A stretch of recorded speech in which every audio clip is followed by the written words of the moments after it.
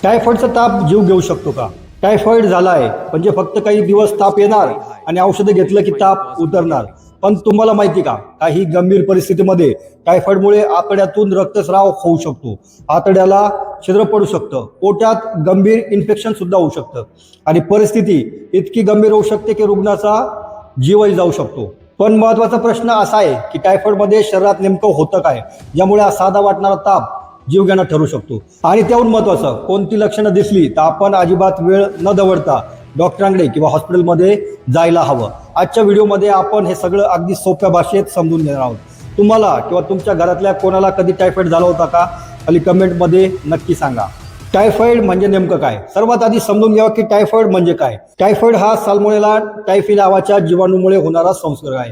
हा जीवाणू प्रामुख्याने दूषित अन्न किंवा दूषित पाण्याद्वारे आपल्या शरीरात प्रवेश करतो. आता महत्वाची गोष्ट अशी आहे की टायफॉइड हा फक्त पोटाचं इन्फेक्शन नाही.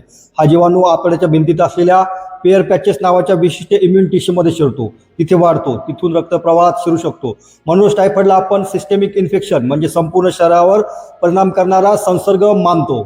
म्हणजे दूषित अन्न किंवा पाणी, त्यातून बॅक्टेरिया शरीरात आतड्याच्या पेअर पॅचेसमध्ये आणि रक्तप्रवाहातून शरीराच्या वेगवेगळ्या भागांवर परिणाम करतात. यामुळे टायफॉइडमध्ये तापासोबत अशक्तपणा, डोकेदुखी, पोटदुखी, भूक कमी होणं, मळमळ, कॉन्स्टिपेशन किंवा डायरिया अशी वेगवेगळी लक्षणं दिसू शकतात. आता एक अशी गोष्ट सांगतो जी बऱ्याच जणांना माहिती नसते. साधारणपणे ताप वाढला की आपलं पल्स रेट म्हणजे हृदयाचे ठोके पण वाढतात. पण टायफॉइडमध्ये काही वेळा उलट चित्र दिसतं.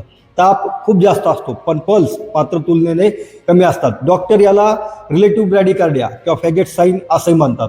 हे टायफॉइडचं एक जुनं पण अजूनही उपयुक्त एक क्लिनिकल क्लू मानलं जातं. हे तुम्हाला माहिती होतं का? कमेंटमध्ये हो किंवा नाही नक्की लिहा. पण लक्षात ठेवा, हे फक्त डॉक्टरांसाठी एक क्लिनिकल संकेत आहे, स्वतः डायग्नोसिस करण्यासाठी अजिबात नाही. आता समजून घेऊ की ताप एवढा दिवस का टिकतो. टायफॉइडमध्ये ताप हा 1-2 दिवसांचा साधा व्हायरल फिवर असेलच असं नाही. बॅक्टेरिया शरीरात वाढत राहू शकतो आणि इम्युन सिस्टीम त्याच्याशी लढते. त्यामुळे शरीरामध्ये इन्फ्लमेटरी रिस्पॉन्स तयार होतो आणि ताप बराच काळ टिकू शकतो. म्हणून ताप किती आहे यापेक्षा ताप किती दिवसापासून आहे, त्यासोबत कोणती लक्षणं आहेत आणि रुग्णांची ओव्हरऑल कंडिशन कशी आहे हे महत्वाचं आहे. आणि इथेच एक मोठी चूक होते. काही लोक म्हणतात ताप आहे, 2 दिवस थांबूया, घरचं औषध घेऊया, ताप कमी झाला की झालं. पण काही रुग्णांमध्ये इन्फेक्शन पुढे जाऊन गंभीर कॉम्प्लिकेशन्स निर्माण होऊ शकतात. पहिलं गंभीर कॉम्प्लिकेशन, आतड्यांमधून रक्तस्राव. टायफॉइडमध्ये सर्वात महत्त्वाच्या गंभीर कॉम्प्लिकेशन्सपैकी एक म्हणजे इंटेस्टिनल ब्लिडिंग. टायफॉइडच्या इन्फेक्शनमुळे आतड्याच्या काही भागात इन्फ्लामेशन आणि अल्सर्स निर्माण होऊ शकतात.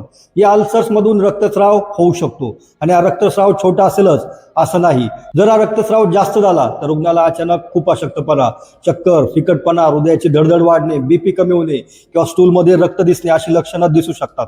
कधी कधी स्टूल काळसर किंवा डांबरासारखा दिसू शकतो. असं काही दिसलं तर टायफॉइड आहे, त्यामुळे होत असेल असं म्हणून घरी थांबू नका, तातडीने वैद्यकीय मदत घ्या. दुसरं अत्यंत गंभीर कॉम्प्लिकेशन, आतड्याला छिद्र. आता टायफॉइड मधली एक अतिशय गंभीर कॉम्प्लिकेशन आपण समजून घेऊया. इंटेस्टिनल परफोरेशन म्हणजेच आतड्याच्या भिंतीला छिद्र पडणं.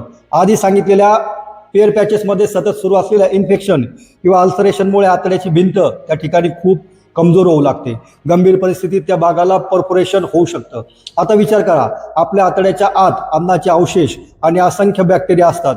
जर आतड्याला छिद्र पडलं तर आतड्यातील कंटेंट पोटाच्या पोकळीत जाऊ शकतं आणि तिथे गंभीर इन्फेक्शन होऊ शकतं. याला पेरिटोनायटिस असंही म्हणतात. म्हणजे सिक्वेन्स असा आहे की टायफॉइडचं infection, intestinal ulceration, perforation, intestinal content abdominal कॅव्हिटीमध्ये, पेरिटोनायटिस, सिव्हिअर इन्फेक्शन, सेप्सिस आणि शॉक. आणि ही परिस्थिती जीवघेणी ठरू शकते. वैद्यकीय संशोधनानुसार आतड्याला छिद्र पडलेल्या टायफॉइड रुग्णांमध्ये वेळेस उपचार न झाल्यास मृत्यूचं प्रमाणही लक्षणीय असू शकतं. म्हणून टायफॉइडमध्ये अचानक खूप तीव्र पोटदुखी, पोट फुगणं, पोट कडक वाटणं आणि रुग्णाची कंडिशन अचानक बिघडणं हे अत्यंत गंभीर वॉर्निंग साईन्स आहेत. सेप्सिस आणि शॉक. आता एक आणखी महत्त्वाचा शब्द, सेप्सिस. सेप्सिस म्हणजे शरीराची इन्फेक्शन विरुद्धची प्रतिक्रिया इतकी गंभीर होणे की त्यामधून शरीराच्या ऑर्गन्सच्या फंक्शनिंगवर परिणाम होऊ शकतो.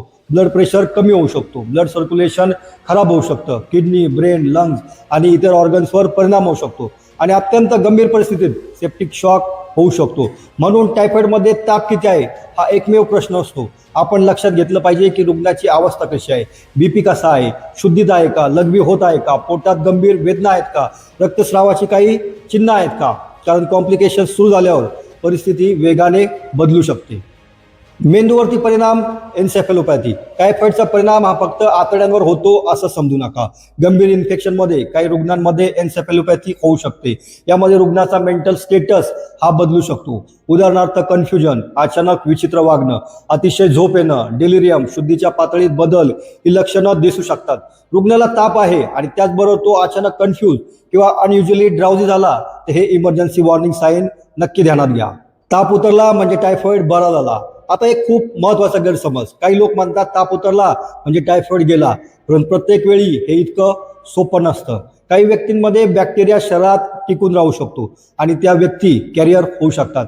म्हणजे स्वतःला फारशी लक्षणं नसतानाही बॅक्टेरिया शरीरात राहू शकतो आणि काही परिस्थितींमध्ये इतरांना इन्फेक्शन पसरवण्याचा धोकाही राहू शकतो. याचं एक जगप्रसिद्ध उदाहरण म्हणजे 20व्या शतकातील टायफॉइड मॅरी ही केस, जिथे एक व्यक्ती स्वतःला कोणतंही लक्षण नसताना वर्षानुवर्षे टायफॉइड बॅक्टेरिया पसरत होती. हे नंतर लक्षात आलं. म्हणून डायग्नोसिस झाल्यानंतर डॉक्टरांनी सांगितलेलं ट्रीटमेंट पूर्ण करणं आणि फॉलोअप आवश्यक असेल तर तो करणं हेही तितकंच महत्वाचं आहे. टायफॉइडचं पूर्ण कोर्स न घेता मध्येच औषध बंद केल्याचं तुम्ही कधी ऐकलंय का? अनुभव कॉमेंटमध्ये नक्की सांगा. आता टायफॉइड बद्दलचा एक अत्यंत महत्वाचा आधुनिक मुद्दा, अँटीबायोटिक रेझिस्टन्स. ICMRच्या अलीकडच्या सर्वेक्षणानुसार भारतात टायफॉइड करणाऱ्या बॅक्टेरियाच्या बहुसंख्य सॅम्पल्समध्ये फ्लुरोक्विनोलोन्स या कॉमनली वापरल्या जाणाऱ्या अँटीबायोटिक गटाविरुद्ध रेझिस्टन्स आढळून आला आहे. काही ठिकाणी सेप्ट्रोक्झोन सारख्या पुढच्या पातळीवर अँटीबायोटिक्स विरुद्धही तुरळक प्रमाणात रेझिस्टन्स नोंदवलं गेलं आहे. शेजारी पाकिस्तानच्या सिंध प्रांतात तर 2016 पासून एक्सटेन्सिव्हली ड्रग रेझिस्टन्स म्हणजे XDR टायफॉइडचा मोठा उद्रेक झाला आहे. इथे बहुतांश फर्स्ट लाईन आणि सेकंड लाईन अँटीबायोटिक्स निकामी ठरतात. भारतात अजून हे प्रमाण इतकं मोठं नाही, पण रेझिस्टन्स वाढत जाणं ही जागतिक आणि प्रादेशिक चिंतेची बाब आहे. आणि म्हणूनच मागच्या वेळी अँटीबायोटिक घेतलं होतं, यावेळीही तेच घेऊ किंवा ताप आहे म्हणून मेडिकल स्टोअर्समधून अँटीबायोटिक घेऊ असं अजिबात करू नका. अँटीबायोटिक कोणतं, किती डोस आणि किती दिवस घ्यायचं हे डॉक्टरांनी क्लिनिकल सिच्युएशन आणि आवश्यक टेस्ट लक्षात घेऊन ठरवावं. आणि अँटीबायोटिक सुरू केलं असेल तर डॉक्टरांनी सांगितलेला कोर्स स्वतःहून मध्येच बंद करणं ही योग्य नाही. प्रत्येक ताप म्हणजे टायफॉइड आहे का? आता आणखी एक महत्त्वाचा गैरसमज. प्रत्येक ताप म्हणजे टायफॉइड नाही. Dengue, malaria, viral infection, leptospirosis आणि इतर अनेक आजारांमध्येही ताप येऊ शकतो. त्यामुळे फक्त ताप आहे म्हणून स्वतःला टायफॉइड आहे असं ठरवणं चुकीचं आहे. डायग्नोसिस करताना डॉक्टर सिम्पटम्स एक्झामिनेशन आणि आवश्यक लॅबोरेटरी टेस्ट यांचा विचार करतात. टायफॉइडच्या डायग्नोसिससाठी ब्लड कल्चर हा गोल्ड स्टँडर्ड म्हणजे सर्वात विश्वासार्ह डायग्नोस्टिक टेस्ट मानला जातो. आणि इथे विडाल टेस्ट बद्दल एक गोष्ट लक्षात ठेवा. फक्त विडाल पॉझिटिव्ह आला म्हणून प्रत्येक वेळी ऍक्टिव्ह टायफॉइड निश्चित झाला असं समजू नका. त्याचा क्लिनिकल कंटेक्स्ट हा देखील महत्वाचा आहे. म्हणून रिपोर्ट हातात घेऊन स्वतः डायग्नोसिस करण्यापेक्षा डॉक्टरांचा सल्ला नक्की घ्या. तुम्हाला डॉक्टरांनी कधी विडाल आणि ब्लड कल्चर यामधला फरक समजावून सांगितला आहे का? कमेंटमध्ये नक्की सांगा. आणि आता सगळ्यात महत्त्वाचं, कोणती लक्षणं दिसली तर ताबडतोब हॉस्पिटलमध्ये जायचं. हा भाग खूप काळजीपूर्वक आहे का? टायफॉइड सस्पेक्टेड किंवा डायग्नोस असताना खालीलपैकी काही गंभीर लक्षणं दिसली तर मेडिकल इव्हॅल्युएशन उशिरा अजिबात करू नका. पहिलं, अचानक खूप तीव्र पोटदुखी. दुसरं, पोट फुगणं किंवा कडक होणं. तिसरं, स्टूलमध्ये रक्त किंवा काळसर स्टूल. चौथं, सतत उलट्या होणे आणि पाणीही न राहणं. पाचवं, अचानक खूप अशक्तपणा, चक्कर किंवा बेशुद्ध पडण्यासारखं होणं. सहावं, कन्फ्युजन, डेलिरियम किंवा शुद्धीच्या पातळीत बदल.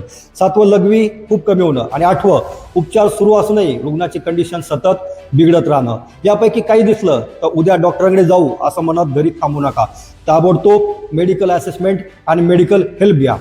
आता प्रिव्हेन्शन. टायफॉइडचा प्रसार प्रामुख्याने कॉन्टॅमिनेटेड फूड आणि वॉटरमुळे होतो. म्हणून स्वच्छ आणि सुरक्षित पाणी प्या. अन्न व्यवस्थित शिजवलेलं खा. रस्त्यावरचं उघडं किंवा अस्वच्छ अन्न खाताना काळजी घ्या.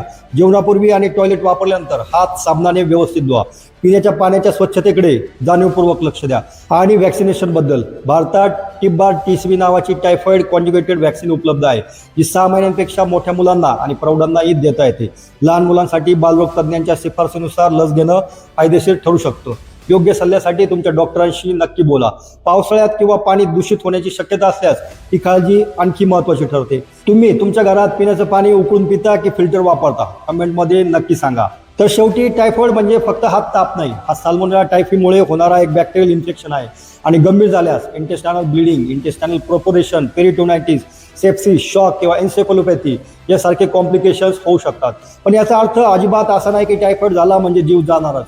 वेळेवर डायग्नोसिस, योग्य ट्रीटमेंट आणि कॉम्प्लिकेशनची वॉर्निंग साईन लवकर ओळखणं हे अत्यंत महत्त्वाचं आहे. म्हणून तापाकडे दुर्लक्ष करू नका आणि विशेषतः तीव्र पोटदुखी, रक्तस्राव, कन्फ्युजन, शुद्धी कमी होणे किंवा अचानक कंडिशन बिघडणे ही शरीराची इमर्जन्सी वॉर्निंग सायन्स आहेत.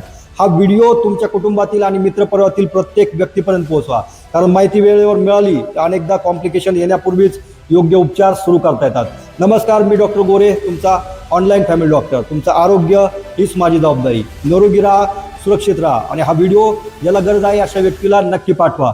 त्यांचा कदाचित जीव वाचू शकतो. आणि अशाच महत्त्वपूर्ण वैद्यकीय व्हिडिओसाठी चॅनलला सबस्क्राईब करायला विसरू नका. ही माहिती जनजागृती आणि शैक्षणिक उद्देशासाठी आहे. टायफॉइडची लक्षणं इतर अनेक आजारांमध्ये दिसू शकतात.